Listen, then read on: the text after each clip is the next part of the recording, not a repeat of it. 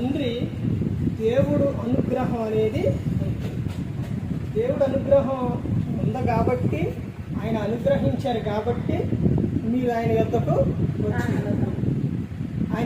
వచ్చు వారిని నేనెంత మాత్రమును బయటికి త్రోసివేయను.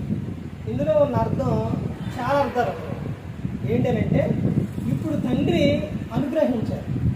అనుగ్రహించిన తర్వాత క్రీస్తు యొద్దకు వచ్చిన తర్వాత ఒకరోజు ఏదో ఒక పని ఉండు, లేకపోతే ఏదో ఒకటి ఉంది ఆయన యొద్దకంటే ప్రార్థనలో వేళ లేకపోయినా, ఇప్పుడు ఆయన యొద్దకు వచ్చి ఏదైనా ఒక పొరపాటున కానీ అబద్ధం ఆడినా ఏదైనా కానీ ఆ తర్వాత దేవుని యొద్దకు వస్తే, క్రీస్తు యొద్దకు వస్తే నువ్వు ఇలా చేశావు, నేను వద్దు, వెళ్ళిపో అనడం.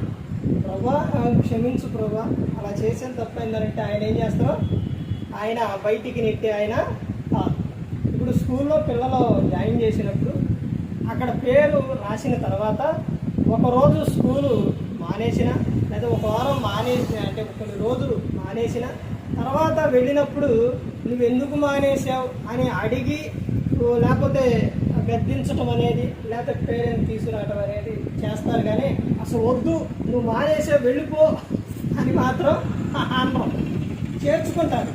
అలాగే ఇక్కడ కూడా యేసుక్రీస్తు ప్రభువారు ఆయన ఎంత మాత్రమో కూడా బయటికి త్రోసివేసి ఆయన అదే చెప్తున్నా, తండ్రి నాకు అనుగ్రహించు వారందరూ నా యొద్దకు వచ్చు అని నేను ఎంత మాత్రమును బయటికి త్రోసివేయను అని చెప్తాను. ఆయన నెట్టేసి ఆయన కాదు, త్రోసేసి ఆయన కాదు, ఆయన నిత్యము అంటే మన కోసమే ఈ లోకానికి వచ్చాడు, మన కోసమే ప్రాణం పెట్టాడు.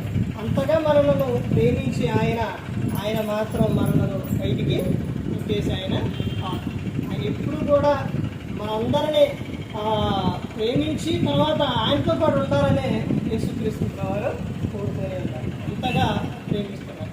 అందరూ కూడా ఆయన యొద్దకు ఎవరు వచ్చారు అంటే, ఆయన తండ్రి అనుగ్రహించి వారందరూ ఆయన యొద్దకు వస్తారు. ఆయన యొద్దకు వచ్చి నేను క్రీస్తు యొద్దకు వచ్చినప్పుడు క్రీస్తు బయటికి నెట్టేసేవారు. అందరూ కూడా ఆయనతో పాటు ఉండాలని